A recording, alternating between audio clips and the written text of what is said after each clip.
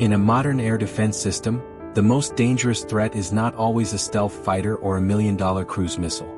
Sometimes it's a small drone, flying low, flying slow, and costing less than a family car. Sounds absurd.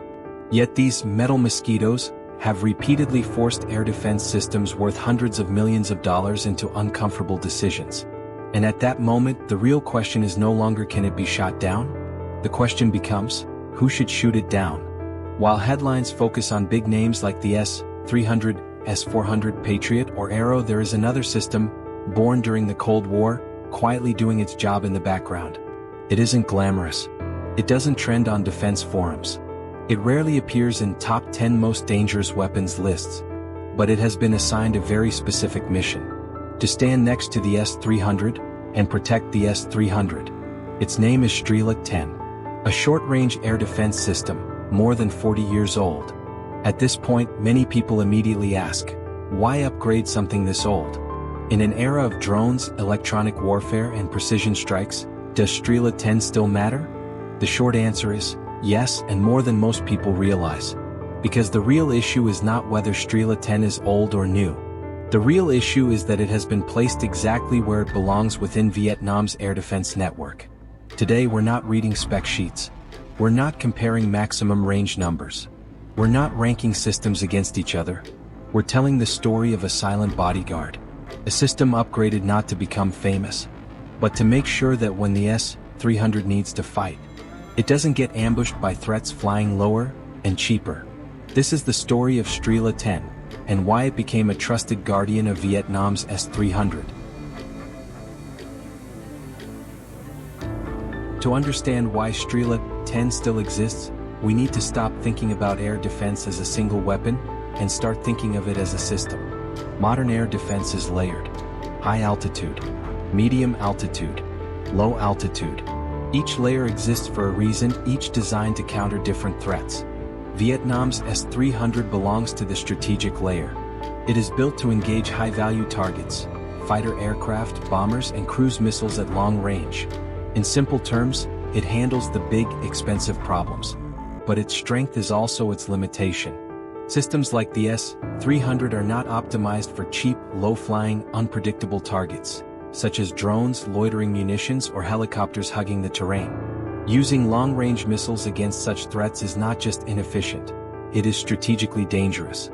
This is not a Vietnamese problem. According to analyses by Defense News and multiple Western think tanks, nearly all long-range air defense systems face the same dilemma today: being harassed, saturated, or distracted by low-cost aerial threats. That is where short-range air defense becomes critical. It doesn't replace the S-300. It protects it. And Strela-10 was designed for exactly this role. The question was never whether the system was old. The real question was whether it could adapt. First, let's be clear about one thing. The S-300 is powerful, but it is not invulnerable. Modern warfare does not aim for the strongest part of a system first. It aims for the weakest point. Studies by RAND and other defense research institutions show that low-cost UAVs and low-altitude threats are now among the most effective ways to neutralize high-end air defense assets. Not by destroying them, but by forcing them into inefficient or risky behavior. That is where Strela-10 steps in. But only because it evolved. Strela-10 was not upgraded to become a mini S-300. That would make no sense. It was upgraded to do its own job better. One of the most significant upgrades lies in its missile, the 9M333. Unlike earlier variants, this missile uses a multi-channel seeker, combining infrared guidance with optical contrast tracking and electronic countermeasures. In simple terms, it sees more and it is harder to fool.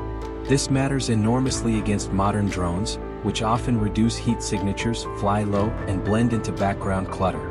Beyond the missile, improvements in electro-optical sensors, night fighting capability, and reaction time have transformed Strela-10 from a reactive system into a responsive one. But perhaps the most important change is this. Strela-10 no longer fights alone. Modern air defense is networked. Short-range systems receive targeting data from radars, command posts, and higher-tier sensors. They can stay quiet, mobile, and lethal, without exposing themselves unnecessarily. In this role, Strela-10 Strela-10 becomes the inner security ring, the final shield around strategic assets like the S-300. Combat experience reinforces this logic.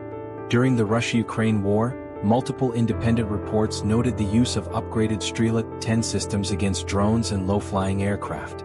Old design, new purpose. The lesson is simple. Modern warfare is not about having the newest weapon. It's about building the right system. There's something telling about how air defense is discussed globally. Attention always gravitates toward the biggest systems, the longest ranges, the most impressive numbers.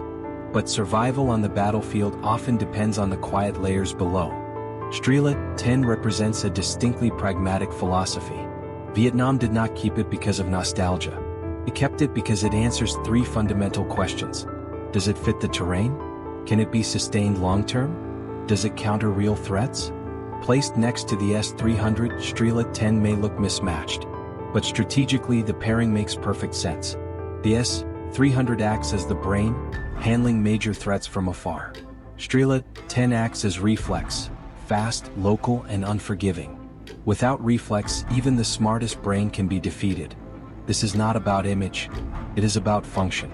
And that, more than anything, defines Vietnam's air defense thinking. At this point, the question is no longer whether Strela-10 is outdated. The real question is, what happens without it? In a modern attack scenario, an adversary doesn't need to destroy an S-300. They only need to overwhelm it with cheap, low-altitude threats, forcing it to waste missiles, expose itself, or shut down. That is where Strela-10 becomes indispensable. It doesn't need range. It needs positioning. It doesn't chase prestige targets. It clears the path. By placing Strela-10 alongside the S-300, Vietnam sends a clear message. Air defense is not about individual systems. It is about structure, layers, and coordination. There is no such thing as a powerful weapon standing alone. Sometimes, the systems that decide the battle are the ones nobody talks about. Strela-10 was never meant to be the star of the show. It exists to fill the gaps others cannot. Vietnam's decision to upgrade and retain it is not a sign of backward thinking. It is a sign of strategic clarity. Instead of chasing headlines, the focus is on resilience. The S-300 is the backbone. Strela-10 is the close-in shield. Remove either and the system weakens. The real lesson here is simple. In military strategy, weapons don't need to be famous, they need to be effective. If this perspective offers a different way of looking at air defense, share your thoughts in the comments. And if you're interested in more stories about the silent systems shaping modern militaries, follow Minh Quan Story International, where we analyze defense news from a different angle. Minh Quan Story International. Not just reporting the news, rethinking it.